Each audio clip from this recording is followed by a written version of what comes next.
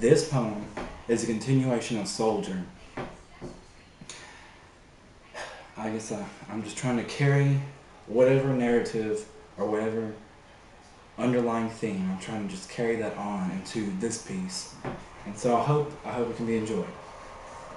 Oh yes, and this piece is going to be read at the estate of the patriarch of my family, as evidenced by this wonderful table and this beautiful chair, and then the lavish land behind me of the estate.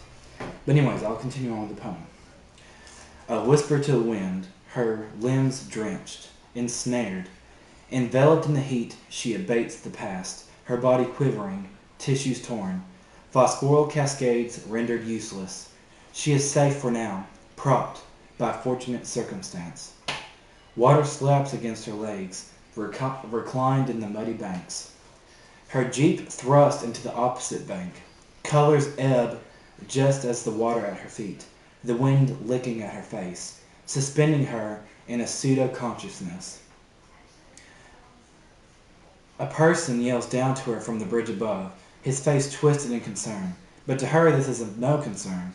He is but a prop, lost in the swaying of trees.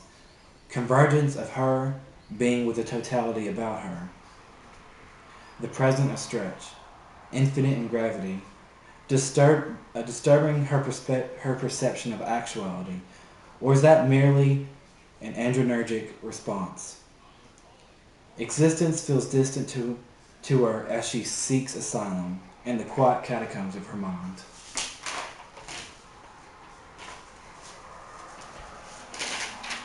Throbbing, pulsating to life. Thrust awake, she feels every beat of her heart, at every vessel, with every afferent neuron. The thrashing of reality, her actuality. The mundane sterility of a hospital bed besets her, instigating a feeling of helplessness, a false tranquility. Cyclic rhythm of the EKG, her eyes following the peaks and valleys, verifying her own existence. The soft, hazy blue splashes about her room, sweeping and ebbing as the waters that swept her away in the last moments of consciousness. What is reality? This disconnection. Directionality ensues even in her absence. External forces that set her in the present, and isolation in the chronology of life. This feeling of transiency. Only days have been undone, but what of others? Weeks, months, years undone. Lives lost in confrontations so immediate, to be surpassed by an ever-present turmoil, breathing down the necks of our sons, inducing a savage infertility. Sons are no longer born, only biological implementations of political rhetoric.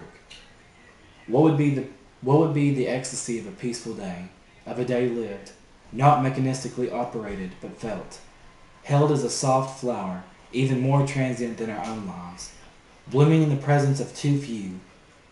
Often we are so distant from our own lives, only the immediate gravity of consequence can divulge us from the immense bonds of indifference, antipathy, a common theme of privilege, of comfort, afforded to too few and wasted on those with plenty.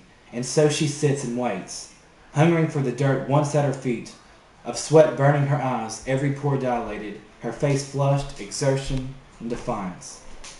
Bereft is all that will come of her presently.